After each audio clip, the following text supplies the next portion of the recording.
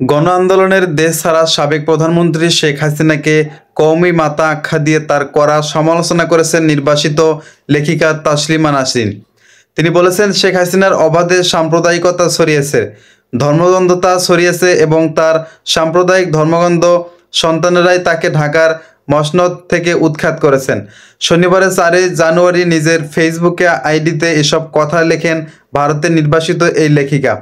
তসলিমা লিখেছেন যে শেখ মুজিবুর রহমানের কোনো একটি আদর্শ শেখ হাসিনা মানেননি।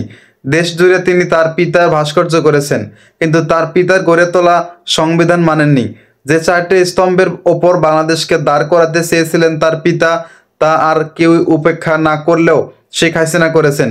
বুদ্ধির মুক্তির জন্য যেসব প্রতিষ্ঠান বিখ্যাত ছিল সেসবকে ধর্মের অন্ধকারে কূপ বানিয়ে ছেড়েছেন তিনি বলেছেন, শেখ হাসিনার অবাধে সাম্প্রদায়িকতা ছড়িয়েছে, ধর্মটা ছড়িয়েছে এবং তার সাম্প্রদায়িক ধর্মান্ত সন্তানরাই তাকে ঢাকার মসনদ থেকে উৎখাত করেছেন।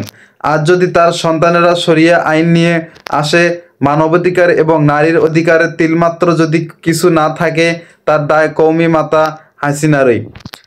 এর দুদিন আগে গত বৃহস্পতিবার 2 জানুয়ারি শেখ হাসিনার উপর ক্ষোভ ঝাড়েন তসলিমা নাসরিন।